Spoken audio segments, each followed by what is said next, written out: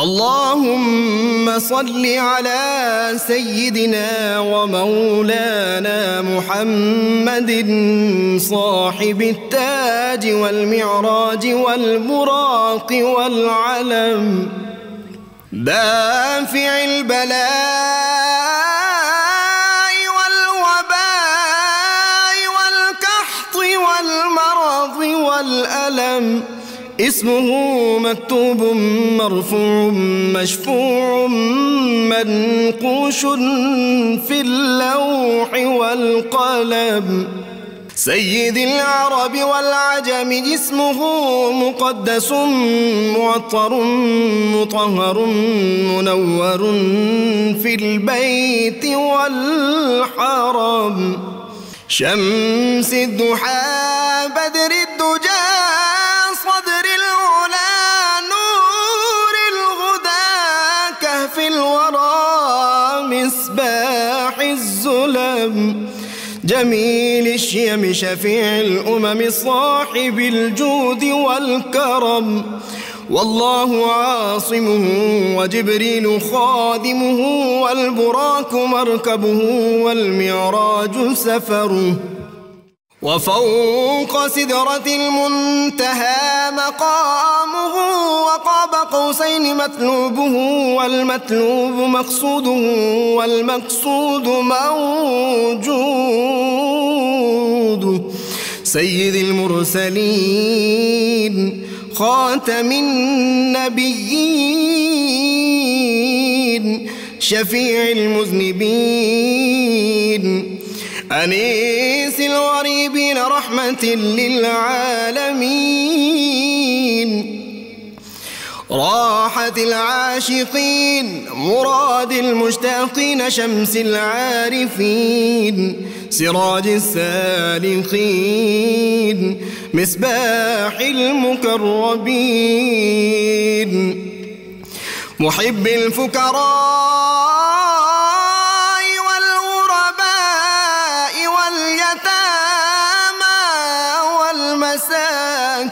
والمساكين، سيد الثقلين نبي الحرمين إمام القبلتين وسيلتنا في الدارين، صاحب قاب قوسين محبوب رب المشرقين ورب المغربين، جد الحسن والحسين مولانا ومولى الثقلين، سيدنا أبي القاسم محمد بن عبد الله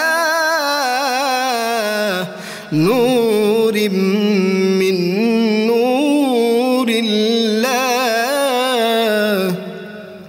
يا أيها المشتاقون بنور جماله بلغ العلا بكماله، كشف الدجى بجماله حصلت جميع خصاله، صلوا عليه وآله وأصحابه وسلموا تسليما. اللهم صل على بسم اللہ الرحمن الرحیم۔ السلام علیکم ناظرین، پروگرام صبح نور کے ساتھ آپ کا میزبان نذیر احمد غازی حاضر ہے۔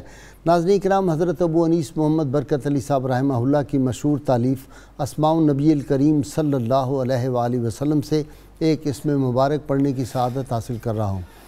سیدنا العادل صلی اللہ علیہ وآلہ وسلم، ہمارے سردار عدل فرمانے والے، درود و سلام بھیجے اللہ آپ صلی اللہ علیہ وسلم، آپ کی آل پاک اور آپ کے صحابہ کرام پر۔ حضرت بریدہ رضی اللہ عنہ سے روایت ہے، حضور اکرم صلی اللہ علیہ وسلم نے فرمایا، قاضی تین ہیں، ایک جنت میں جائے گا اور دو دوزخ میں۔ صحابہ کرام رضوان اللہ علیہم اجمعین نے عرض کیا، یا رسول اللہ صلی اللہ علیہ وسلم، ہماری رہنمائی فرما دیں کہ جنت میں جانے والا کون ہے اور دوزخ میں جانے والے کون ہیں؟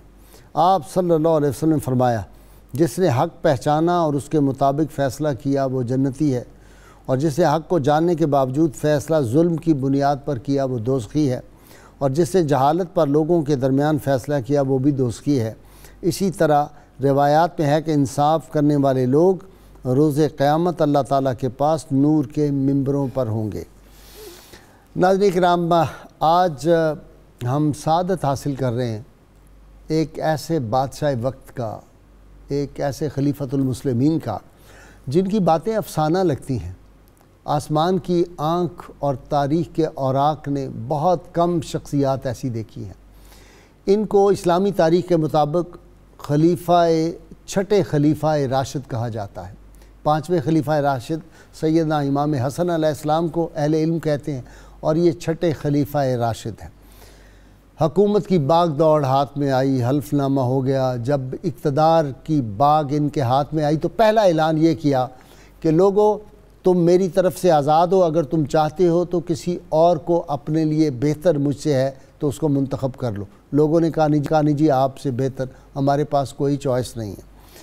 ناظرین کرام، یہ ہستی وہ تھی جن کے دور میں 2.5 برس کا ان کا ٹوٹل حکومت اور خلیفہ ہونے کا جو پیریڈ ہے وہ ہے، لیکن 2500 سال پر اس کے اثرات مرتب ہوئے۔ اور آج تک بھی جب تاریخ اسلام سے کوئی لوگ مثالیں دیتے ہیں کہ کوئی ایسا دور تھا کہ زکوٰۃ دینے والے پھرتے تھے، لینے والا کوئی ملتا نہیں تھا۔ ناظرین کرام، ایک آدمی جو تھا، اس کی بھیڑ کو بھیڑیا کھا گیا تو وہ چیخیں مار کر رونے لگا۔ اس نے کہا پتہ کراؤ، لگتا ہے خلیفۃ المسلمین کا انتقال ہو گیا۔ لوگوں نے کہا تمہیں کیسے پتہ؟ اس نے کہا پہلے تو بھیڑیے ہماری بھیڑوں کی حفاظت کرتے تھے، اور ان کے دور نے کہا کہ آج لگتا ہے خلیفۃ المسلمین کا وصال ہو گیا کہ بھیڑیے کی جرت ہو گئی۔ وہ اتنا عدل و انصاف اللہ کی زمین پر کرتے تھے، اور لوگ ان کے بارے میں یہ کہتے تھے کہ سیدنا عمر فاروق رضی اللہ تعالیٰ کی پوتی کے یہ صاحبزادے تھے۔ تو لوگوں کا خیال یہ تھا، اور اہل علم کہتے تھے کہ دوبارہ یہ عمر فاروق ثانی ہیں، دوبارہ وہی دور جو ہے وہ لوٹ کے آ گیا ہے۔ وہ کسی نے کہا تھا کہ جن سے مل کر زندگی سے عشق ہو جائے وہ لوگ آپ نے شاید نہ دیکھے ہوں مگر ایسے بھی تھے۔ شہنشاہ روم سے کسی نے پوچھا کہ حضرت عیسیٰ مردوں کو زندہ کرتے تھے، کیا اب بھی کوئی مردوں کو زندہ کر سکتا ہے؟ کہا ہاں، مسلمانوں کا خلیفۃ المسلمین اس درجے کا آدمی ہے کہ وہ مردوں کو بھی زندہ کر سکتا ہے۔ یہ شخصیت کون تھی؟ یہ سیدنا عمر بن عبدالعزیز رضی اللہ تعالی عنہ تھے۔ ناظرین کرام، سیب آئے اور ان کو جو تھا بیت المال میں سیب آئے اور آپ نے غریبوں میں تقسیم کرنے شروع کیے۔ چھوٹا بیٹا دوڑتا ہوا پاس آیا، اس نے ایک سیب اٹھا لیا، وہ اپنے منہ میں ڈالنے گیا، خلیفہ وقت نے اپنے بیٹے سے سیب چھین لیا۔ بچہ تھا چھوٹا، روتا ہوا گھر گیا، اپنی اماں جان کے پاس جا کے شکایت کی کہ ابو نے مجھ سے سیب چھین لیا ہے۔ انہوں نے کہا بیٹا کوئی بات نہیں، گھر میں کوئی 1-2 درہم تھے، اس کے سیب منگوائے اور اس کو سیب دیا بچے کو۔ جب آپ گھر آئے اتفاق سے دیکھا تو گھر میں سیب کی خوشبو آ رہی تھی۔ آپ نے کہا گھر میں سیب کی خوشبو کیسی ہے؟ تو عالیہ نے کہا کہ آپ نے تو بچے کے ہاتھ سے سیب چھین لیا تھا۔ وہ روتا ہوا آیا، میرے پاس 1-2 درہم تھے، ان کا میں نے سیب منگوا کے اس کو سیب دیا ہے، ابھی کھا کے نکلا ہے، وہ خوشبو کمرے میں پھیلی ہوئی ہے۔ تو آنکھوں میں آنسو آ گئے، کہنے لگے تمہیں پتہ ہے میں نے جب اپنے بیٹے کے ہاتھ سے یہ سیب چھینا تھا تو میرا دل جو تھا وہ ایسے تھا جیسے دل چر گیا ہو، لیکن میں کیا کروں، ساری سلطنت میں ابھی غریبوں کو سیب تو نہیں نہ ملتا، اس وقت تک میں کیسے اپنے بچوں کو سیب کھلا سکتا ہوں جب ساری سلطنت میں رہنے والوں کے بچوں کو سیب میسر نہ ہو۔ ناظرین کرام، یہ ہماری تاریخ ہے، قابل فخر تاریخ، جس سے ہمارے آج کے نوجوان کو دور کیا جا رہا ہے۔ اقبال نے ایسے نہیں کہا تھا اگر چاہوں تو نقشہ کھینچ کر الفاظ میں رکھ دوں، مگر تیرے تخیل سے فزوں تر ہے وہ نظارہ۔ اور کبھی اے نوجوان مسلم تدبر بھی کیا تو نے، وہ کیا گردوں تھا تو جس کا ہے ایک ٹوٹا ہوا تارا، تجھے اس قوم نے پالا ہے آغوش محبت میں کچل ڈالا تھا جس نے پاؤں میں تاج سردارہ۔ پہلے دن کہا کوئی چوبدار میرے آگے نہیں چلے گا، کوئی وزیروں کی لائن نہیں چلے گی، میں ایک عام آدمی کی طرح رہوں گا۔ ساری سواریاں، سارے گھوڑے جو تھے بیت المال میں جمع کرا دیے۔ بیوی سے کہا کہ سارا اپنا زیور اگر میرے گھر میں رہنا ہے، میرے ساتھ زندگی گزارنی ہے، سارا زیور بیت المال میں جمع کرا دو۔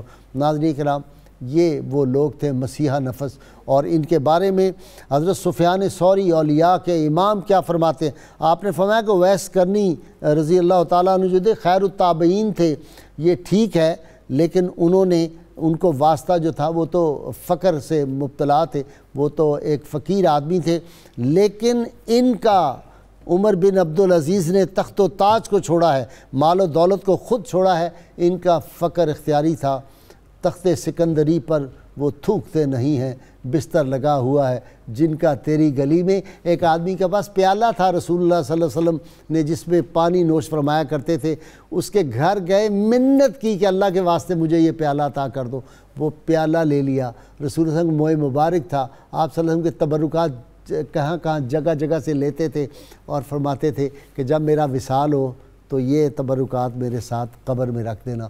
یہ عاشق رسول لوگ جو ہوتے ہیں ناظرین کرام، ان کے ذہن میں، ان کی نگاہ میں یہ دنیا جو ہے یہ پریکا کی حیثیت ہوتی ہے، وہ اللہ اور اللہ کے رسول صلی اللہ علیہ وسلم سے متعلق ہوتے ہیں۔ آج خلیفہ راشد سیدنا عمر بن عبدالعزیز رضی اللہ تعالیٰ عنہ کے تذکار پاک کے لیے، آپ کی سیرت، آپ کی شخصیت، آپ کا علمی مقام، آپ کا زہد و تقویٰ، آپ کا انداز حکمرانی، اس پہ گفتگو کرنے کے لیے میرے ساتھ 3 میرے اسکالر سے آپ پہلے بھی واقف ہیں۔ پہلے مفتی محمد فاروق القادری صاحب ہیں، ان کے ساتھ درجنوں کتابوں کے مصنف ہیں، نوجوان اسکالر، آپ ان کو بھی جانتے ہیں، علامہ محمد احمد برکاتی، اور ان کے ساتھ نوجوان اسکالر پروفیسر عین الحق بغدادی۔ آپ تینوں کا بہت بہت شکریہ۔ جی مفتی صاحب، یہ نام جب آتا ہے نا میرے کلیجے میں ٹھنڈک پڑ جاتی ہے۔ آپ یقین کریں میں تنہائی میں جب ان کی باتیں پڑھتا ہوں تو پہروں روتا رہتا ہوں۔ قاضی صاحب، اس وجہ سے میں آپ کو امام احمد بن حنبل 10 لاکھ احادیث کے حافظ، کروڑوں مقلدین کے امام کا ایک قول سنانے لگا ہوں، جس میں آپ کا جو مشام جام معطر ہے ان کے ذکر سے، اور ہماری سعادت ہے اور ناظرین شریک ہیں اس ذکر میں، ایک ایسا جملہ انہوں نے فرما دیا کہ ہمیں اس سے بڑی تسلی اور حوصلہ ہوگا۔ آپ فرماتے ہیں اذا رأیت الرجل یحب عمر بن عبدالعزیز وَيَذْكُرُ مَحَاسِنَهُ وَيَنْشُرُهَا أَنَّ مِنْ وَرَاءِ ذَلِكَ خَيْرًا انشاءاللہ۔ سبحان اللہ، سبحان اللہ۔ آپ فرماتے ہیں امام احمد بن حنبل، جب تم کسی شخص کو دیکھو کہ وہ حضرت عمر بن عبدالعزیز سے محبت کرتا ہے اور ان کے محاسن کا ذکر کرتا ہے، ان کے اوصاف کا بیان کرتا ہے، تو میں گواہی دیتا ہوں اس کا خاتمہ ایمان پر ہوگا۔ اللہ اکبر، سبحان اللہ، انشاءاللہ بھی انہوں نے ساتھ کہا۔ سبحان اللہ، سبحان اللہ۔ یہ تو الحمدللہ ہماری سعادت ہے جی۔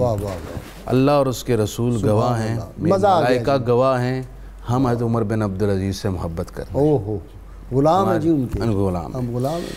سیدنا عمر بن عبدالعزیز وہ عظیم المرتبت اور جلیل القدر ہستی، جنہوں کو اللہ تعالیٰ نے نسبتوں میں بھی عظیم نسبت دی، سیرت و کردار بھی بڑا اعلیٰ بخشا۔ واہ، آپ نے بیان کر دیا سیدنا فاروق اعظم کی نسل اور اولاد، آپ کی پوتی کی آپ کی والدہ تھی حضرت ام عاصم، آپ کی والدہ تھی۔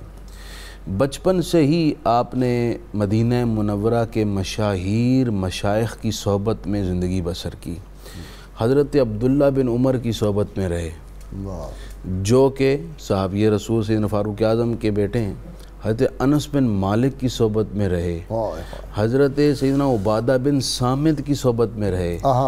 اس لیے آپ صحابی بھی ہیں اور تابعی بھی ہیں، اور آپ نے چونکہ خلافت کی ذمہ داریوں میں مصروف تھے اس لیے روایت حدیث میں کثرت نہیں کی، لیکن اس کے باوجود علامہ باغندی رحمہ اللہ نے جو احادیث، آپ تابعی ہیں، صحابی تو نہیں، صحابی، آپ تابعی ہیں، آپ صحابہ کی اجارت کی ہے، آپ تابعی ہیں، صحابہ سے روایت کی ہے اور بعض تابعین سے بھی روایت کی ہے حدیث پاک۔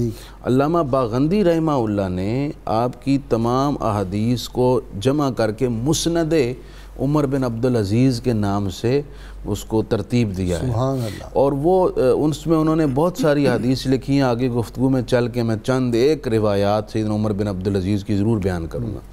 بچپن سے ہی علم کا شوق تھا، اگرچہ والد گرامی دمشق میں کہتے تھے میرے پاس چلے آؤ، لیکن آپ نے درخواست کی کہ میں حضرت عبداللہ بن عمر کے پاس رہنا چاہتا ہوں۔ تو سیدنا عبداللہ بن عمر کا بہت بڑا کردار ہے سیدنا عمر بن عبدالعزیز کو تراشنے میں اور ان کو ہیرا بنانے میں، اور ان کی تربیت کا ہی دخل ہے کہ بچپن سے ہی غنا، فقر، استغنا عشق رسول اور تصوف غالب تھا۔ عشق رسول دیکھیں جی، دمشق میں ایوان خلافت ہے، آسائشیں ہیں، ادھر جانے کے لیے والد بلا بھی رہے ہیں، لیکن آپ رحمہ اللہ نے انکار کر دیا اور مدینے میں رہنے کو ترجیح دی اور مدینے کے مشائخ سے علم سے حاصل کرنا شروع کر دیا۔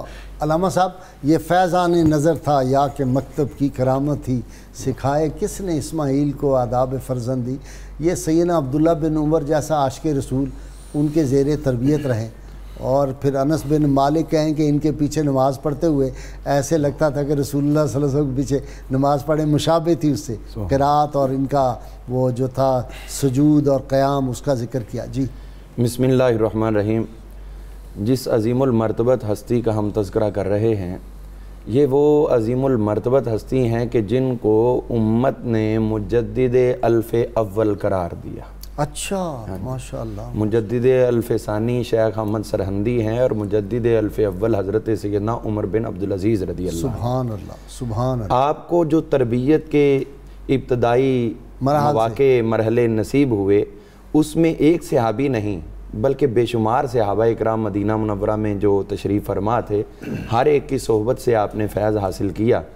حضرت سیدنا عبداللہ بن عمر رضی اللہ عنہ خود ان کو روک رہے تھے، بلکہ جب ان کی والدہ کو ان کے والد محترم نے، مصر کے اس وقت گورنر تھے، تو 21 برس گورنر رہے ہیں آپ کے والد مصر کے، تو عبدالعزیز بن مروان جو تھے، انہوں نے بلوایا کہ آپ آ جاؤ۔ جب یہ جانے لگیں تو کہنے لگے حضرت عبداللہ بن عمر رضی اللہ عنہ کہ آپ جا رہی ہو جاؤ، لیکن اس کو ادھر ہمارے پاس چھوڑ دو، اس کو ہم وہ کچھ دیں گے جو اس کو وہاں جا کر قصر گورنری میں بھی نہیں ملے گا۔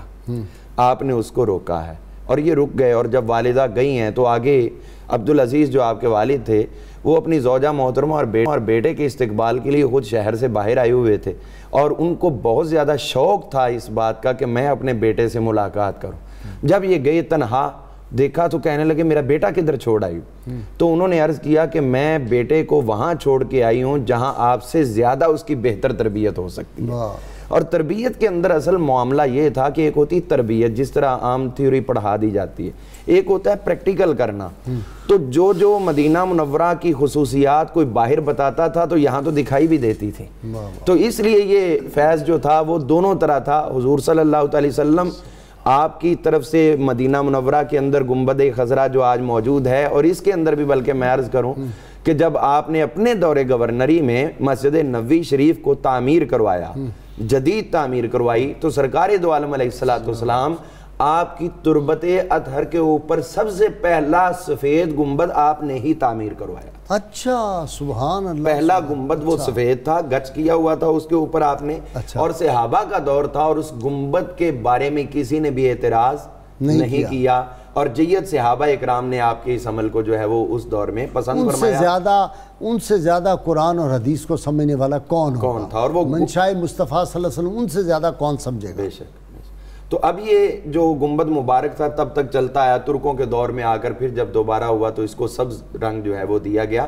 تو یہ اس کے ابتدائی بانی مبانی حضرت عمر بن عبدالعزیز رضی اللہ عنہ ہے۔ اور پھر اگر ہم مزید چلیں تو حضرت عمر بن عبدالعزیز رضی اللہ تعالیٰ عنہ، آپ کا عشق مصطفیٰ صلی اللہ علیہ وسلم یہ تو وہاں سے ملا ہے جو حضرت سیدنا عمر فاروق رضی اللہ عنہ جو کشتہ عشق مصطفیٰ تھے، اور انہوں نے آپ کی والدہ بننے کے لیے جس کا انتخاب کیا تھا، وہ والدہ بھی وہ جو جس کی اپنی تربیت مدینہ منورہ کے پاکیزہ ماحول میں ہوئی تھی، اور جو خلیفہ وقت کی اطاعت لنا السمع والطاعہ پر مکمل عمل پیرا تھیں کہ خلیفہ وقت کا حکم سنو اور اس پہ عمل کر گزرو۔ اب ماں کہہ رہی ہے تو ماں کو چھوڑ دو، خلیفہ چونکہ خلیفہ رسول اللہ ہے تو سرکار کی نسبت سے ان کے حکم پہ عمل کرنا ہے۔ دودھ میں انہوں نے کہا پانی ملا دو، کہنے لگے نہیں خلیفہ کا حکم ہے لہٰذا میں نہیں، اور رب دیکھ رہا ہے، اور رب دیکھ رہا ہے۔ اور پھر وہی حضرت عمر فاروق کے دل میں جو بات گھر کر گئی تو آپ نے پھر صبح آتے ہی سب سے پہلا آرڈر کیا کہ اس گھر میں پتہ کرو۔ پتہ چلا کہ ایک بیوہ خاتون ہے اور اس کی بیٹی ہے، وہ دونوں رہتی ہیں۔ پھر آپ نے تینوں بیٹوں کو بلوایا، حضرت عمر فاروق رضی اللہ عنہ، آپ نے فرمایا کہ تم میں سے کون ہے جو اس کے ساتھ شادی کرنا چاہے؟ تو حضرت عاصم نے کہا کہ میں تیار ہوں۔ تو پھر شادی کی گئی، اور پھر حضرت عمر فاروق نے جو کہا تھا میری اولاد میں سے، یہ بھی دیکھیں نگاہ فاروقی ہے، اور یہ کرامت ہے آپ کی جو مستقبل کے حالات کو ظاہر کر رہی ہے۔ آپ نے فرمایا تھا کہ میری اولاد میں سے ایک نوجوان ایسا ضرور آئے جائے گا ساری روئے زمین کو عدل سے بھر دے گا۔ اور آپ فرماتے کاش کہ مجھے وہ وقت دیکھنا نصیب ہو، کاش کہ مجھے وہ وقت دیکھنا نصیب ہو، اور ساتھ ہی نشانی بھی پوری دے دی، فرمایا اس کے چہرے پہ داغ بھی ہوگا۔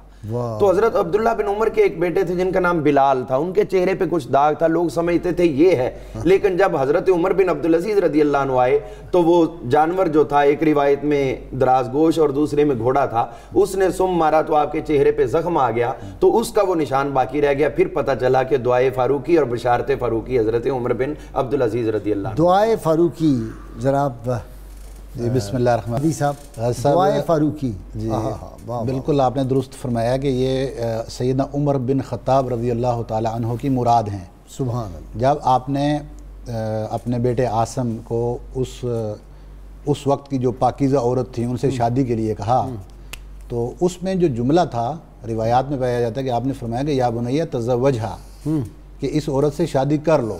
اچھا۔ فإنها أحراها ان تأتی بفارس یسود العرب، کہ یہ عورت اس بات کی حقدار ہے کہ یہ ایسا شہسوار پیدا کرے گی جو عرب کی قیادت کرے گا۔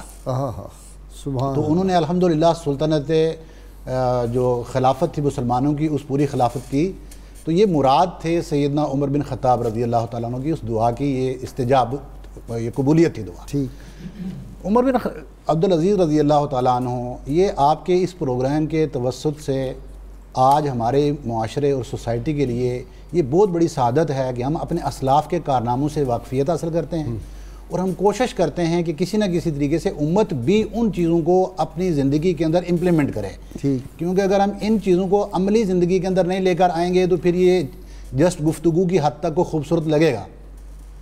عمر بن عبدالعزیز رضی اللہ تعالیٰ عنہ وہ خلیفۃ المسلمین تھے کہ آپ نے جس طرح آپ نے انٹرو کے اندر فرما دیا، 2.5 سال کی حکومت کے اندر یوں لگتا تھا جیسے 2500 سالہ اس زندگی کے اوپر، 2500 سالہ زندگی کے اوپر محیط ہے وہ آج بھی۔ تو آج بھی ہم یہاں اس لیے بیٹھیں کہ ان کے بارے میں گفتگو کرنی ہے۔ تو وہ کیوں تھا؟ وہ اس لیے تھا کہ جب آپ خلیفۃ المسلمین بنے، پچھلی زندگی آپ کی ذاتی زندگی جو بھی تھی کتنی اعلیٰ زندگی تھی، لیکن جب خلیفہ بنے تو سب سے پہلا کام اپنی ذات سے شروع کرتے ہیں، کہ جب سواریاں آئیں تو سب کو چھوڑ دیا، فرمانے لگے صرف میرے لیے وہ سواری کافی ہے جس پہ میں پہلے سواری کرتا تھا۔ اس کے بعد جتنی پہلی جائیداد بنا رکھی تھی، کہتے ہیں جب آپ مدینہ شریف کے گورنر بن کے گئے تھے 30 اونٹ کے اوپر آپ کا سامان لد کے گیا تھا، لیکن آپ نے اپنا سارا سامان فروخت کیا اور وہ پیسہ بیت المال میں جمع کروا دیا، یہ نیت کر لی۔ دین اپنی ذات سے جب یہ تزکیہ کر لیا تو دوسرا سٹیپ تھا اپنے گھر، اپنی زوجہ سے کہا کہ آپ کے پاس جو بھی مال ہے اس کو بیت المال میں جمع کرواؤ یا ہمارے راستے جدا جدا۔ ترجیحاً انہوں نے وہ مال بیت المال کے اندر جمع کروایا اور وہ بھی اسی طرح سے بیٹھ گئے آپ کے ساتھ۔ تیسرا سٹیپ پھر آ جاتا تھا جب اپنا بھی تطہیر ہو گئی، اپنے گھر کی بھی ہو گئی، تو اب آئے اپنے خاندان کے پاس۔ خاندان کے وہ لوگ، کیونکہ آپ کو پتہ ہے حکومتیں چلی آ رہی تھیں، آپ کا پورا خاندان حکومتوں میں تھا، تو ان کے پاس مال تھا۔ آپ نے سب سے پہلے وہ جو لوگوں کا غصب شدہ تھا یا نہیں تھا، بہر صورت تمام مال کو پورے خاندان سے اکٹھا کیا اور بیت المال میں جمع کروا دیا۔ ایک روایت کے اندر پایا جاتا ہے کہ عراق کے بیت المال کے اندر جو لوگوں کے غصب شدہ حقوق تھے اور انہوں نے مطالبہ کیا، ان کو واپس جب کیا گیا تو عراق کے بیت المال کے اندر پیسہ نہیں بچا تھا ابتدائی دور پہ، اور دمشق سے پیسہ بھجوایا گیا حکومت کے نظام چلانے کے لیے۔ پھر ایک وقت ایسا آیا کہ آپ نے جب مال و دولت کو وہ عزت اور مقام دیا، اور آپ نے ایک اصول طے کر لیا کہ مال جائز طریقے سے آئے گا، کیپٹل جائز طریقے سے آئے گا اور جائز مقامات کے اوپر خرچ ہوگا۔ جب آپ نے یہ اصول بنا لیا تو پھر آپ کی سلطنت کے اندر اتنا مال و دولت آیا اور بیت المال کے اندر اتنا مال جمع ہوا، اور وہ منصفانہ تقسیم ہوئی، جو آپ نے فرمایا کہ ایک وقت ایسا آیا کہ آپ کی سلطنت کے اندر کوئی غریب آدمی بچا ہی نہیں، حتیٰ کہ لوگ آتے پیسہ دینے کے لیے اور کوئی غریب نہیں ملتا جس کو صدقہ دیا جائے۔ فارس کے جو اس وقت کے گورنر تھے انہوں نے خط لکھا آپ کو کہ میری سلطنت کے اندر لوگ اتنے خوشحال ہو گئے ہیں کہ اب یہ لوگ تکبر کی طرف، خوشحالی کی وجہ سے تکبر کی طرف مائل ہونے لگے ہیں۔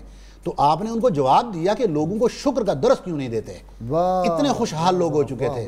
آپ نے اپنی زندگی کا ایک ایک لمحہ تھا جو وہ سلطنت کا، یعنی عدل قائم کرنے کی جو آپ نے شروع میں بات کی تھی کہ سیدنا عمر بن خطاب رضی اللہ عنہ کا دور کی یاد لوگوں کو تازہ ہو گئی، تو ہشام بن عبد الملک یہ خلیفائی کے بیٹے تھے، ان کے اوپر ایک عیسائی نے کیس کیا، عدالت میں دونوں آئے، پیش ہوئے تو آپ نے دونوں کو یکجا کھڑا کر دیا، اور حشام نے جب یہ دیکھا تو اس کا چہرہ سرخ ہو گیا غصے کی وجہ سے کہ میری تو بےزتی ہو رہی ہے، ایک خلیفہ اور قائد المسلمین اور بادشاہ کا بیٹا ہو اور وہ اس طریقے سے عدالت کے اندر ایک نصرانی کے ساتھ کھڑا ہو۔ تو آپ نے فرمایا خبردار، جو شریعت حقہ کی جو یہ عدالت ہے اس کی شان یہ ہے کہ یہاں پر بادشاہ کا بیٹا ایک نصرانی کے ساتھ کھڑا ہوگا۔ جی مفتی صاحب کیسا عدل قائم کر دیا۔ جناب بالکل آپ نے صحیح فرمایا۔ اس سے قبل بیان ہوا ہے سیدنا فاروق اعظم کی بشارت کا۔ سیدنا عمر بن عبدالعزیز کے بارے میں خود نبی کریم صلی اللہ علیہ وسلم کی بھی بشارت موجود ہے۔ سیدنا عمر بن عبدالعزیز مکہ جا رہے تھے، امام بہقی اسے دلائل النبوت میں نقل کر رہے ہیں اس حدیث کو۔ تو راستے میں انہیں ایک سانپ نظر آیا، ایک بڑے سائز کا، مرا پڑا ہوا اژدہا۔ آپ نے گڑھا کھدوایا اور اس کی تدفین کی تو ایک آواز آئی کہ بہت شکریہ آپ کا، آپ نے یہ کام کیا، اللہ سرق پر رحمت کرے۔ آپ نے پوچھا یہ سرق کون ہے اور تم کون ہو؟ نے کہا جی میں جن ہوں اور یہ اژدہا جو آپ نے دفن کیا یہ بھی اس کا نام سرق تھا۔ ہم دونوں وہ ہیں جو نبی آخر الزمان علیہ تحیت و ثنا کی صحبت میں رہتے تھے۔ تو آپ صلی اللہ علیہ وسلم نے سرق سے فرمایا تھا کہ تو مکے کے راستے میں فوت ہوگا اور میری امت کے سب سے افضل شخص کو تجھے دفن کرنے کا موقع ملے گا۔ سبحان اللہ۔ امام بہقی نے اسے دلائل النبوت میں نقل کیا کہ یہ سرکار کریم کی بشارت، یہ آپ کا فرمان آپ کے نبوت کے دلائل میں سے ایک دلیل ہے۔ اور سیدنا عمر بن عبدالعزیز نے پھر وہ تدفین کی جو بشارت کا مصداق بنے۔ مفتی صاحب مجھے بریک لینی ہے، بریک سے آؤں گا تو آپ کی یہ گفتگو جاری رہے گی۔ ناظرین کرام، ذکر اس پاک ہستی کا، ان کا جب ذکر پاک ہوتا ہے نا تو پھر اللہ تعالیٰ کی رحمتوں کا نزول ہوتا ہے۔ جیسے آپ نے علامہ برکاتی سے سنا کہ یہ جو تھے اپنے وقت کے جو تھے مجدد تھے اپنے اس صدی کے، تو ان کا مقام اتنا وراء الورا اور جیسا انداز حکمرانی انہوں نے اختیار کیا، واقعی بندہ حیرت میں گم ہو جاتا ہے کہ ایسا دور تھا۔ اور اللہ تعالیٰ سے دعا کیا کریں کہ اللہ تعالیٰ پاکستان کو بھی پھر کوئی عمر بن عبدالعزیز کا کوئی سچا سچا غلام عطا کر دے تو یہ سلطنت جو ہے، یہ اس کے رہنے والے جو ہیں، یہ جنت نظیر ملک ہے۔ ہمارے ساتھ رہیے گا۔ وعلى آلہ وصحبہ وبارک وسلم، اللہم صل علی۔ ویلکم بیک ناظرین کرام۔ سیدنا عمر بن عبدالعزیز بیمار ہو گئے اور آپ کے وصال سے کچھ دن پہلے کی بات ہے کہ آپ کی اہلیہ محترمہ جو تھے ان کے بھائی آئے، انہوں نے کہا لوگ تیمارداری کے لیے آ رہے ہیں گھر میں اور ان کی قمیض میلی ہے، ان کے کپڑے تو بدلوا دیں، ان کو نئے کپڑے پہنوا دیں۔ تو وہ رو پڑی اور انہوں نے کہا ایک ہی تو جوڑا ہے عمر بن عبدالعزیز کے پاس، یہی دھوتے ہیں اور یہی دوبارہ پہنتے ہیں۔ ناظرین کرام، بیمار ہو گئے تھے، ایک دفعہ پیٹ کی کوئی تکلیف ہو گئی تھی تو ان کی پھوپھی جان آئیں تو پتہ یہ چلا چونکہ مسور کی دال ہی کھاتے ہیں اور سادہ سی ایک روٹی کھاتے ہیں تو اس سے کچھ پیٹ میں مسئلہ بنا ہوا ہے۔ تو انہوں نے کہا آپ اچھی خوراک کیوں نہیں کھاتے؟ کہا جب تک سلطنت کا ہر شہری اچھی خوراک کھانے نہ لگ جائے میں کیسے کھا سکتا ہوں۔ اور دوسرا کہا پھوپھی جان آپ کو پتہ ہے 200 جو درہم ہے وہ تو میرا سالانہ وظیفہ ہے، تو اس میں سے میں کیسے کوئی اچھی خوراک کھا سکتا ہوں۔ ناظرین کہ ہم یہ حکمران تھے جو عوام کی فلاح و بہبود اور عوام کی خدمت ان کے پیش نظر ہوتی تھی۔ ایسے نہیں حکمران پھر جو ہمیں بعد میں نصیب ہوئے، جو کہتے ہیں جی تھر میں بچے مرتے ہی رہتے ہیں، کوئی بات نہیں، بچے مرنے کے لیے ہوتے ہیں، نعوذ باللہ۔ جی مفتی صاحب آپ اپنی بات مکمل۔ جی میں اسی حوالے سے حضرت عمر بن عبدالعزیز نے جو احادیث روایت کی ہیں صحابہ کرام سے، ان میں سے چند ایک احادیث آج سنانے جا رہا ہوں۔ حضرت عمر بن عبدالعزیز نے یہ حدیث سنی خود بنفس نفیس حضرت انس بن مالک رضی اللہ تعالیٰ عنہ سے۔ فرماتے ہیں کہ حضور نبی رحمت صلی اللہ علیہ وسلم نے ارشاد فرمایا لا تأمرن بالمعروف، تم ضرور نیکی کا حکم دو گے، لوگوں سے کہو گے، وَتَنْهَوْنَ عَنِ الْمُنْكَرِ، اور لوگوں کو برائی سے روکو گے۔ اور اگر تم نے ایسا نہ کیا کہ برے عمل پر ٹوکنا اور اچھے عمل کی ترغیب دینا، یہ کام تم نے نہ کیا تو کیا ہوگا؟ لا یسلطن علیکم عدو من غیرکم، تو اللہ تم پر تمہارا کوئی ظالم دشمن مسلط کر دے گا، تدعونہ فلا یستجیب لکم، تم اس کے خلاف دعائیں کرتے رہو گے اللہ اسے نیست و نابود کر دے، تباہ کر دے، لیکن اللہ تمہاری کوئی دعا بھی قبول نہیں کرے گا۔ ہم اس وجہ سے کہ تم نے جو فرض تھا نیکی کا حکم پھیلانا اور برائی سے روکنا یہ چھوڑ دیا۔ آج یہ کہا جاتا ہے جی کہ یہ صبح نور پروگرام والوں کو کیا کس نے اتھارٹی دے دی، ان کا کیا حق ہے کہ یہ حکمرانوں کو یا کسی بھی شخص کو یا معاشرے میں کسی بھی پھیلی ہوئی برائی پر تنقید کریں یا اس کی اصلاح کی کوشش کریں۔ یہ وہ فریضہ ہے جس کے چھوڑنے کی وجہ سے آج ہم اجتماعی طور پر بہت سارے امراض کا شکار ہیں۔ دوسری حدیث پاک آپ نے حضرت عبداللہ بن عمر رضی اللہ تعالیٰ عنہما سے سنی، کہتے ہیں نبی کریم صلی اللہ علیہ وسلم نے ارشاد فرمایا، ان اللہ یحب الشاب الذی، اللہ تعالیٰ اس جوان کو بڑا ہی پسند کرتا ہے، یفنی شابہ فی طاعت اللہ، جو نوجوان اپنی جوانی کو اللہ کی یاد میں گزار دے، اللہ کی یاد میں بسر کر دے، اس کا دل مسجد میں لٹک جائے، کام بھی کرے لیکن دل اللہ کے لیے دھڑکے۔ سبحان اللہ۔ تیسری حدیث پاک، ابھی رمضان شریف قریب آ رہا ہے، ایک ماہ تقریباً باقی ہے، حضرت عمر بن عبدالعزیز نے یہ حدیث حضرت عبادہ بن صامت رضی اللہ تعالیٰ عنہ سے سنی۔ وہ فرماتے ہیں حضور جان عالمین صلی اللہ علیہ وسلم نے ارشاد فرمایا، آپ نے ایک دعا کی رمضان آنے سے پہلے، یہ دعا، اللہم سلمنی رمضان، اے اللہ مجھے رمضان تک سلامت رکھنا تاکہ مجھے رمضان مل جائے، وسلم لی رمضان، اور رمضان کو بھی میرے لیے سلامت رکھنا تاکہ مجھے بھی رمضان مل جائے، اور میرے مولا رمضان کو میرے لیے بطور ضامن قبول کر لے۔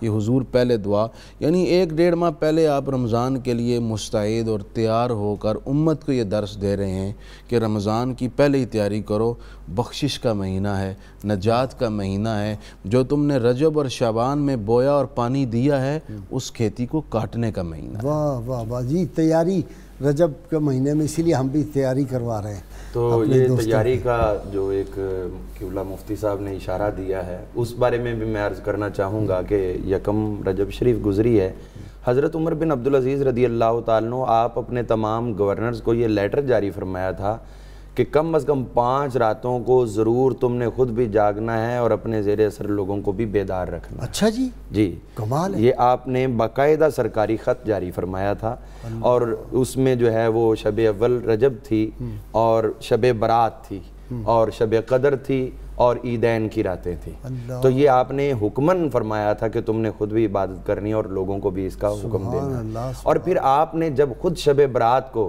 عبادت الہی میں پوری رات بسر کر لی، تو جب نماز تہجد کا ٹائم ہوا تو اس وقت غیب سے ایک خط آپ کے لیے ظاہر ہوا، سبز رنگ کا مخملی کپڑے پر، اور وہ یہ تھا، اس کے اوپر لکھا ہوا تھا ہذہ براءۃ من اللہ العزیز الی عبد العزیز، عمر بن عبدالعزیز، یہ اللہ العزیز کی طرف سے برات نامہ ہے عمر بن عبدالعزیز کے لیے۔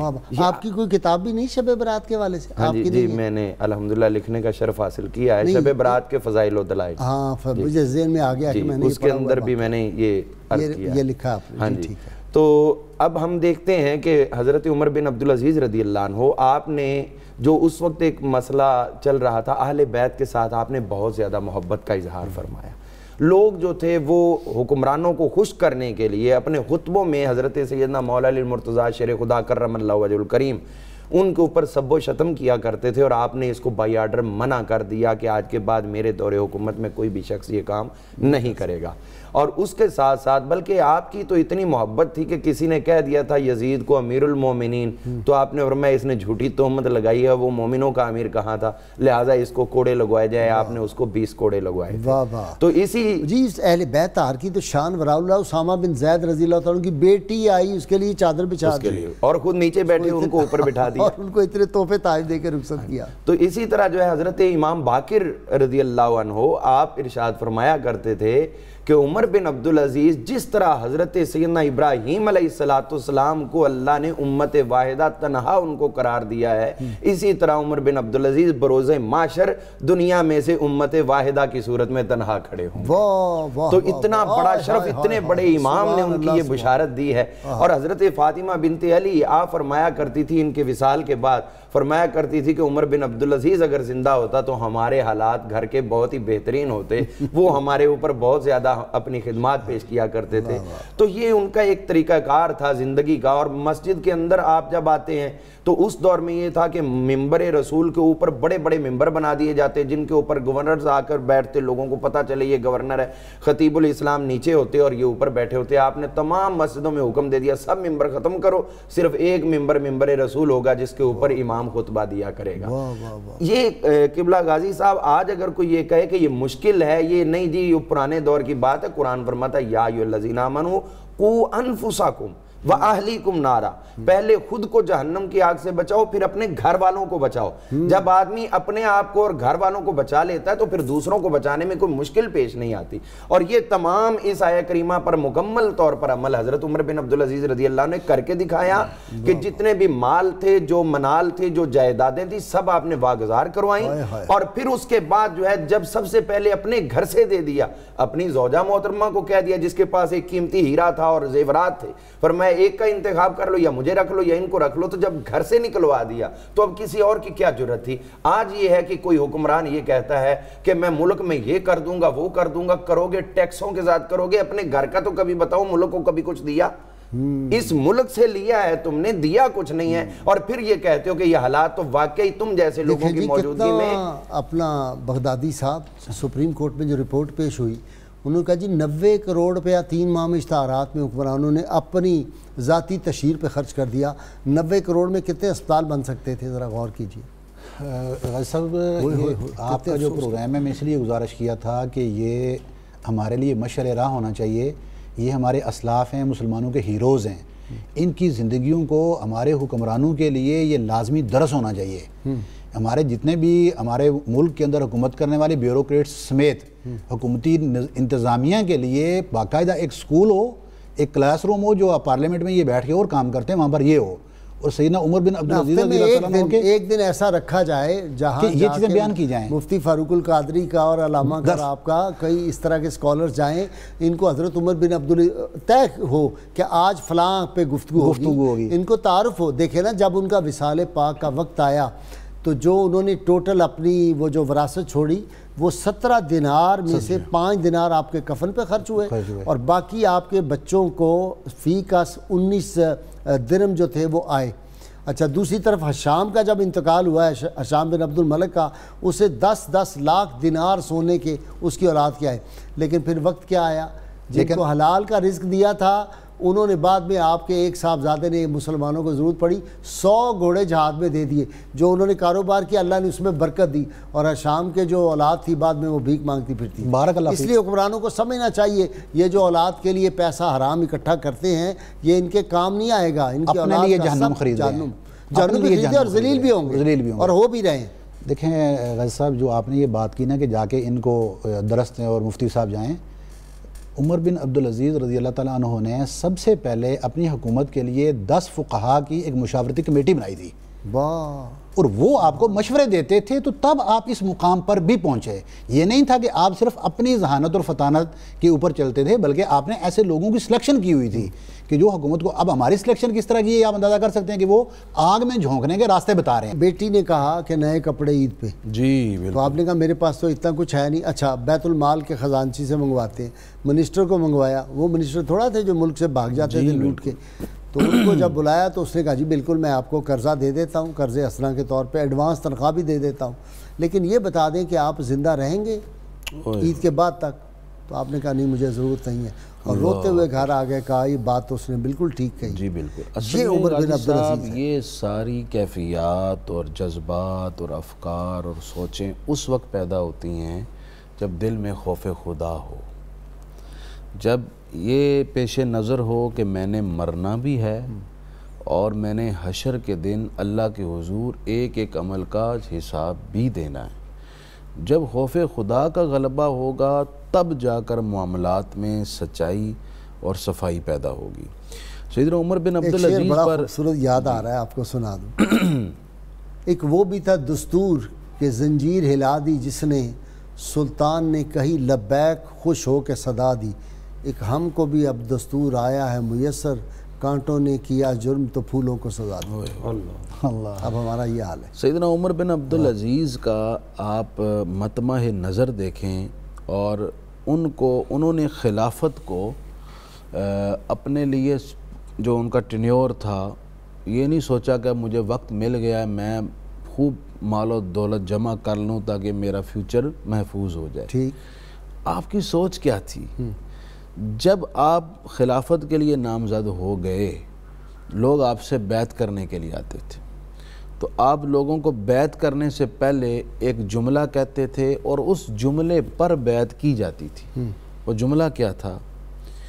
آپ ہر ایک سے کہتے کہ تطیعنی علی ما اطاعت اللہ و رسولہ، اگر میں اللہ اور اس کے رسول کی اطاعت کروں تو میری اطاعت کرنی ہے، اور اگر تم دیکھو میرا کوئی عمل اللہ رسول کے دین اور احکام کے خلاف ہے تو تم نے میری اطاعت نہیں کرنی، تم نے مجھے ٹوکنا ہے، مجھے سیدھی راہ پر لے۔ یہ وہی فرمان دہرایا جو سیدنا صدیق اکبر رضی اللہ تعالیٰ عنہ نے خلیفہ نامزد ہونے کے بعد، اسی لیے وہ دونوں جھلکیاں نظر آتی ہیں ان کے دور۔ جی علامہ صاحب، وہی دور واپس لگتا ہے لوٹ کے آ گیا۔ یہ اس ضمن میں آپ دیکھیے، ایک آپ کا جو خلیفہ وقت کے سامنے بھی سٹینڈ لینا تھا، ولید بن عبد الملک نے اس وقت کا جو بنو امیہ میں مقبول ترین گورنر تھا حجاج بن یوسف، اس کو امیر الحج مقرر کر دیا۔ اچھا، اور ظاہر ہے حج کرنے کے بعد مدینہ منورہ جانا تھا، تو جب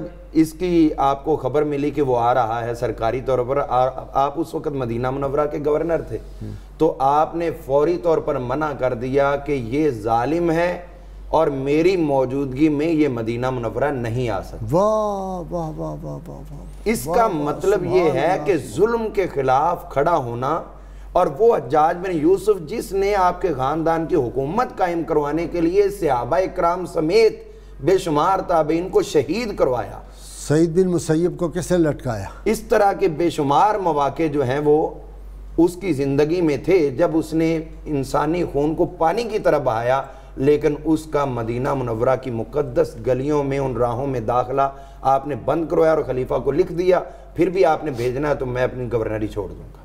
اللہ۔ تو اس میں آگے ہم مزید دیکھیں تو حضرت عمر بن عبدالعزیز رضی اللہ عنہ اپنے دور حکومت میں دنیا کو جدت بھی تو دی۔ یہ ہماری زمینوں کی جتنی رجسٹریشن ہوتی ہے، رجسٹریاں، یہ باقاعدہ اس کے بانی مبانی حضرت عمر بن عبدالعزیز رضی اللہ عنہ ہے۔ سبحان اللہ۔ اس کی باقاعدہ رجسٹریوں کی ابتدا آپ نے کی ہے، تو یہ آج تک دنیا میں ہر جگہ پر رائج ہے اور یہ آپ کا ہی فیضان ہے۔ حضرت عمر بن عبدالعزیز رضی اللہ تعالیٰ عنہ آپ کی جو ایک سب سے بڑی خدمت تھی، لوگوں نے اپنے پاس سے اس دور میں باتیں گھڑ گھڑ کے حضور صلی اللہ علیہ وسلم کی طرف منسوب کرنا شروع کر دیں، تو آپ نے ایک الگ سے کمیٹی بنائی اور اس کی ذمہ داری لگائی کہ آپ چونکہ دور رسالت میں آپ قریب ہے، لہٰذا آپ کریا بستی بستی گھومو پھرو اور مشاہیر جو ہیں ان سے رابطے کرو اور احادیث کو جمع کرو، اور جو جو ان میں من گھڑتے ہیں موضوعات ہیں ان کو باہر نکال دو۔ اور آپ خود بھی چونکہ محدث تھے ان کو پرکھا کرتے تھے، اور اسی لیے محدثین کہتے ہیں جیسے آٹے میں سے بال نکالا جاتا ہے، آپ نے حضور کے فرامین میں جتنے بھی لوگوں نے موضوعات باتیں گھڑ گھڑ کے شامل کی ہوئی تھی وہ ساری کی ساری باہر نکال دیں اور دین کو اصل منہاج النبوہ کے طور پر آپ نے رائج فرما دیا۔ حضرت عمر بن عبدالعزیز رضی اللہ تعالیٰ عنہ آپ کا احترام بھی تو لوگ کرتے تھے اور بہت زیادہ کرتے تھے، وہ آپ کا یہی عشق مصطفیٰ تھا، آپ کا اخلاص تھا۔ ایک آپ کے جو ایک بات میں ان سے پوچھنا چاہتا ہوں، بغدادی صاحب ان کے اساتذہ میں بڑے بڑے صحابہ تھے جیت، لیکن بعض جو ان کے اساتذہ تھے وہ کہتے تھے کہ ہم عمر بن عبدالعزیز کو پڑھانے جاتے ہیں بظاہر، لیکن ہم اس سے پڑھ کے آتے ہیں، ان سے پڑھ کے آتے ہیں۔ دیکھیں جی، ذہین بھی اتنے تھے۔ امام ذہبی رحمۃ اللہ علیہ آپ کے بارے میں لکھیں سیر اعلام النبلاء میں، آپ کو بہت سارے القابات کے بعد حدیث میں آپ حافظ ہیں، آپ ثقہ ہیں، آپ حجت ہیں، فقیہ ہیں، مجتہد ہیں، اس کے ساتھ ساتھ عابد ہیں، زاہد ہیں، علم میں لکھتے ہیں کہ آپ عدل میں سیدنا عمر بن خطاب رضی اللہ تعالیٰ عنہ کی مانند ہیں، وہ لکھتے تھے کہ علم میں آپ امام ظاہری کی مانند ہیں، اور آپ خشوع و خضوع اور خشیت الہی اور زہد و تقوی میں حسن بصری کی مانند ہیں. اور آپ کا عالم یہ تھا کہ اپنی خلافت کے ایام میں رات کو گریہ وزاری کرتے اور روتے. جب آپ سے وجہ پوچھی جاتی کہ آپ اتنی گریہ وزاری کیوں کرتے ہیں تو آپ فرماتے تھے کہ یہ پوری امت ہے کہ جس کے معاملات میرے ذمہ ہیں. اگر میں کسی حقدار کو اس کا حق نہیں دے سکوں گا تو باز پرس میرے سے ہوگی. تو جب میں ان چیزوں کو سوچتا ہوں تو میں روتا ہوں. اور پھر وہ جب یہ تذکرہ کرتے اور پھر وہ رونا شروع کر دیتے. علامہ برکاتی وہ واقعہ کہ انگور کھانے کو جی چاہ رہا تھا آپ کا ایک دفعہ, تو بیگم نے کہا انگور بیت المال سے لے کے کھا لیں یا وہاں سے پیسے لے لیں. تو انہوں نے کہا نہیں, یہاں اس کو میں چھوڑ دوں انگور کو, یہ بہتر ہے اس سے کہ کل جہنم کی ہتھ کڑی مجھے لگ جائے. اور ایک دفعہ آپ کا سیب کھانے کو جی چاہا تو پیسے نہیں تھے, تو آپ کے امزاد تھے, انہوں نے یہ سیب بھیج دیا. جب آپ نے وہ پکڑا, بڑا خوشبودار, آپ نے کہا یہ سیب بہت پیارا ہے, خوشبودار ہے, پرکشش ہے اور یہ لگتا بھی بہت نفیس ترین ہے, بادشاہوں کی خدمت میں پیش کیا جانے والا ہے. اس طرح کی باتیں کر کے آپ نے فرمایا یہ پکڑو اور واپس اس کو دیا. تو لوگ حیران ہو گئے, وہ کہنے لگے کہ یہ آپ کیا کر رہے ہیں, آپ کا دل بھی چاہ رہا تھا اور پھر وہ اتفاقاً آ گیا ہے تو آپ نے اس کو قبول نہیں کیا, واپس کر دیا ہے. فرمایا یہ اصل میں اس کا ہدیہ تو تھا لیکن میرے لیے رشوت تھا.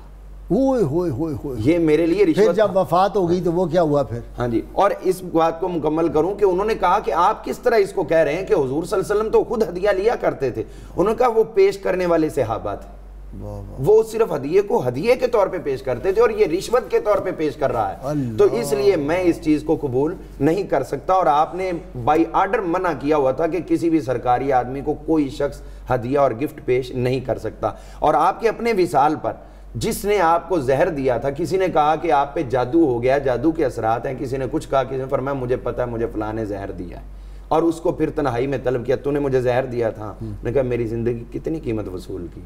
اس نے کہا 10,000 درہم. فرمایا لاؤ کدھر ہے وہ؟ لے آئے. فرمایا چلو بیت المال میں جمع کرو, تم بھاگ جاؤ, میں مر گیا تجھے کوئی چھوڑے گا نہیں. اتنا بڑا ظرف, اتنا بڑا ظرف اور برداشت آپ کی دیکھیں کہ خود موت کے منہ میں جا رہے ہیں اور جاتے ہوئے پھر بھی اپنی طرف سے کسی کو تنگ نہیں کر رہے, بلکہ جو اپنی زندگی کی قیمت ہے اپنے گھر اولاد میں رکھنے کی بجائے وہ بھی بیت المال میں مومنوں کے لیے پیش کی جا رہی ہے. حضرت سیدنا عمر بن عبدالعزیز رضی اللہ عنہ آپ کے اگر 2-2.5 سال کی بات کرتے ہیں تو آپ جو دعا کیا کرتے ہیں, ہم سب کرتے ہیں اور پوری امت کے مخلصین کرتے ہیں کہ یا اللہ میں ان کا غلام حکمران دے, تو یہ دعائیں تو ہم لوگ ہی کر سکتے ہیں, جو حکمران بیٹھے ہوئے وہ تو نہیں کر سکتے. تو ظاہر ہے وہ ان کے لیے تو خطرہ ہے. ہاں جی, اگر عمر بن عبدالعزیز جیسا جب حکمران آئے گا تو پھر تو سب کچھ بیت پنامہ میں ساری دولت آئے گی اور وہ بیت المال میں جائے گی. اور حضرت امام اعظم ابو حنیفہ رضی اللہ عنہ جو امام اعظم تھے, اب میں نے کہا 2% ہے, اب قانون یہ پاس ہو رہا ہے. وہ تو تھے نا, انہوں نے تو سارا اٹھا کے بیت المال میں ڈلوا لیا تھا. اب یہ ہو رہا ہے کیونکہ اب آگے الیکشن آ گئے ہیں, تو جتنا پیسہ کمیشن میں باہر ملتا ہے کک بیکس, ایک بات آج میں کہہ دوں, اس کو واپس آنے کے لیے سر 2% انہوں نے کہا دیں اور پاک کر لیں. جو اہل اللہ ہے نا, جن کی آگے نظر ہے, وہ اتقوا من فراست المومن, ان سے میرے رابطے ہیں. آپ دیکھیں گے پاکستان میں ایک پائی سب پاکستان میں واپس آئے گی انشاءاللہ. ان کو ایک پائی بھی نصیب نہیں ہوگی. جس نے پاکستان کو لوٹا ہے وہ تیار ہو جائیں, ان کی تباہی قریب ہے. بے شک بچ نہیں سکیں گے. یہ اللہ کا تحفہ ہے جی, تو جو اللہ کے تحفے کی بے قدری کرے گا تو وہ خود کیسے قدر کروا سکتا ہے. رسول اللہ صلی اللہ علیہ وسلم کے نالین پاک کے تصدق ملک حاصل کیا ہے. حضور صلی اللہ علیہ وسلم خود اس کی جو ہے قیادت وہ قائد اعظم کے ہاتھ میں دی. ایسے نہیں خواجہ قمر الدین سہروی رحمۃ اللہ علیہ اور پیر جماعت علی شاہ جو تھے وہ بیان کرتے تھے. جی, حضرت عمر بن عبدالعزیز رضی اللہ عنہ کا وہ واقعہ جو بڑا مشہور ہے کہ آپ رات میں بیٹھے ہوئے تھے تو چراغ جو ہے وہ گر گیا ہوا کی روشنی سے, تو آپ اٹھے تو خود اس کو درست کیا. ساتھ والے کہنے لگے آپ امیر ہیں اور ہم غلام ہیں تو ہمیں حکم دے دیتے. فرمایا مجھے کیا فرق پڑا, جب گیا تھا تب بھی عمر تھا, آیا ہوں تو تب بھی عمر ہو. اسی طرح وہ اس جو دیا جل رہا ہے اور خادم آیا ہے کوئی نیچی باتیں کرنے, اس کو بجھا دیا اور اپنا جلا لیا. اور پھر یہ ہوا کہ جو خادمہ آپ کو پنکھا جل رہی تھی وہ جلتے جلتے سو گئی, وہی پنکھا پکڑ کے آپ نے خود اس کو ہوا دینا شروع کر دی اور کہنے لگی. اور جب وہ اٹھی تو گھبرا گئی. پر میں نہیں, گھبرانے کی ضرورت نہیں, تم بھی تو ہماری طرح انسان ہو, اگر ہمیں گرمی لگتی ہے تو تمہیں بھی گرمی لگتی ہے. یہ عوام کا درد, عوام کے لیے اپنے دل میں جذبات اگر ایسے ہوں گے تو پھر انسانوں پہ حکومت نہیں. 2.5 سال غازی صاحب کیا عرصہ ہے, یہاں پر تو 30-40 بلکہ 1970 سے لے کر لوگ ٹرم میں بدل کے وہی چہرے آ رہے ہیں, لیکن پھر بھی ان کی ابھی تک حوث ختم نہیں. اور وہ 2.5 سالوں میں اتنا بڑا نام ہے کہ آج صدیوں بعد بھی ان کا تذکرہ ہو رہا ہے, تو اس کا مطلب ہے اسپرٹ دکھائی جائے تو تاریخ بھی فخریہ ذکر کرتی ہے. ایک فرق ہے, مفتی صاحب اس کو ایکسپلین کریں گے کہ وہ کھاتے تھے آدھی چپاتی اور تھوڑی سی دال، کوئی سبزی ذرا کھاتے تھے۔ اب جو ہمارے حکمران ہیں یہ میرا خیال ہے 5 من گوشت کھاتے ہیں، کوئی 10 من بڑے، میں یہی بات کر رہا ہوں۔ بالکل بالکل بھائی صاحب، اگر سیدنا عمر بن عبدالعزیز رحمہ اللہ تعالیٰ کی حیات کا خلاصہ ہم نکالیں تو شاید یہ جملہ آپ مناسب سمجھیں گے کہ آپ نے منصب خلافت پر فائز ہونے سے قبل جو زندگی گزاری وہ شاہانہ تھی، آپ بادشاہ تھے، کوئی شاہ، اور جب آپ خلیفہ بن گئے تو آپ فقیر بن گئے۔ فقیر تھے۔ جو فقیر خلیفہ ہوتا ہے وہی ایسا کام کرتا ہے جس کے اثرات صدیوں تک رہتے ہیں، اور اس 4.5 کروڑ کا باتھ روم بنتا ہے سرکاری کھاتے سے۔ نمبر 2، سیدنا عمر بن عبدالعزیز بادشاہت سے قبل بڑا پیسہ مال و دولت تھا، کاروبار بھی تھا، لیکن جیسے ہی آپ نے منصب خلافت سنبھالا، خلافت کی ذمہ داریوں کے علاوہ کوئی کاروبار نہیں تھا۔ پھر سیدنا عمر بن عبدالعزیز رحمہ اللہ نے اپنے خاندان، حتیٰ کہ آپ کی پھپھی بھی بعض اوقات مشورہ دیتی تو آپ اگر بات درست نہ ہوتی تو مشورہ قبول نہیں کرتے تھے، سفارش قبول نہیں کرتے تھے۔ نمبر 3 یہ ہے کہ آپ نے عہدوں میں منصفانہ تقسیم کی، اپنے خاندان کے افراد کو نہیں نوازا، میرٹ پر تقرریاں کی، جس کی وجہ سے نوازی، اقربا پروری، سوال ہی پیدا نہیں۔ یہی تو وجہ ہے کہ صرف 2.5 سال کے عرصے میں اتنا عدل عام ہوا کہ ایک ہی گھاٹ پر بھیڑیا بھی پانی پی رہا ہے اور بھیڑ بھی۔ مفتی صاحب آپ کا بہت شکریہ، علامہ صاحب آپ کا بھی، بغدادی صاحب آپ کا۔ ناظرین کرام، کتاب الشفا سے نسخے کا وقت ہو گیا۔ دل سے کینہ اور حسد دور کرنے کے لیے نسخہ ہے، جو شخص روزانہ زوال کے وقت 100 مرتبہ اللہ تعالیٰ کے اسم مبارک یا قدوسوں کا ورد کرتا ہے تو اس کا دل ہر قسم کے کینہ، حسد اور عداوت سے پاک ہو جاتا ہے۔ سیدنا علی المرتضیٰ شیر خدا فاتح خیبر رضی اللہ عنہ فرماتے ہیں، جو شخص خلوص اور خیر خواہی سے کام کرتا ہے تو وہ قیامت کے دن اس کا اچھا اجر پائے گا۔ ناظرین کرام، اللہ کریم سے دعا ہے اللہ تعالی ہمیں حضور رحمت عالمین صلی اللہ علیہ وسلم کی غیر مشروط محبت اور لا محدود وفاداری نصیب فرمائے، چونکہ جوہر ایمان ہے۔ اور خاص طور پہ میں وہ لوگ جو اپنے آپ کو دیندار کہتے ہیں، دینی رہنما کہتے ہیں، ان کے دینی رہنماؤں کے فالوور ہیں، ان کو کہہ رہا ہوں کہ اپنی غیر مشروط محبت، لا محدود وفاداری صرف اور صرف سرکار مدینہ صلی اللہ علیہ وسلم سے لگاؤ۔ اپنی پرائرٹی، اپنی ترجیحات کو بدل دو، اس میں مولوی، پیر، لیڈر، ان سب کو ایک طرف کر دو۔ کل کو قیامت کے روز اور قبر میں جب 3.5 فٹ نیچے جائیں گے تو یہ غیر مشروط محبت اور لا محدود وفاداری اگر سرکار مدینہ صلی اللہ علیہ وسلم سے ہوگی تو یہ کام آئے گی، یہ جنت کا ٹکٹ ہے، اس پہ غور کریں۔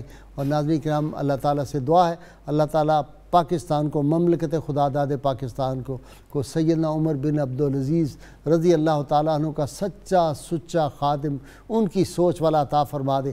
ہمارے سارے ملک کے سارے مسائل حل ہو جائیں گے۔ اور وہ نعرہ آپ نے نہیں بھولنا جو ہر گلی، ہر کوچے، کو بکو، کریا بکریا جو ہے ہر روش پہ جو ہے وہ نعرے لگ رہے ہیں۔ اور ابھی جو ہے کل ہمیں جب ہم نے پروگرام ختم کیا، اتفاق سے مفتی صاحب بھی میرے ساتھ تھے کل کے پروگرام میں، تو وہاں پہ ایک صاحب آئے امریکہ سے، انہوں نے کہا میں نیو یارک سے آیا ہوں صرف ملنے کے لیے، 2 ماہ سے تلاش کر رہا تھا۔ اور ہمارے گھر کے ان کا میرے پوتے جو ہیں جب وہ نعرہ آپ لگاتے ہیں اور درود پاک پڑھتے ہیں تو وہ درود بھی سیکھ گئے ہیں اور نعرہ بھی پاکستان کا زوردار طریقے سے لگاتے ہیں۔ اللہ کے فضل و کرم سے امریکہ سے میرے دوست قدرت اللہ اکثر ذکر کرتے ہیں کہ ان کے گھر کے سارے بچے، بھائیوں کے، ان کے بچے، وہ ایک دم پہلے سے تیار ہوتے ہیں، کہتے ہیں نعرے کا وقت ہونے والا ہے، سب کھڑے ہو جاؤ، اٹھ کے نعرہ لگاتے ہیں۔ تو اب میرے ساتھ میرے مہمان تینوں بھی زوردار نعرہ لگائیں گے، سامعین، ناظرین سب مل کے پاکستان کے محبان، غیرت مند فرزند، نیک ماؤں کا دودھ پیے ہوئے سب لوگ زوردار نعرے کے لیے تیار ہو جائیں۔ پاکستان کا مطلب کیا؟ لا الہ الا اللہ محمد رسول اللہ۔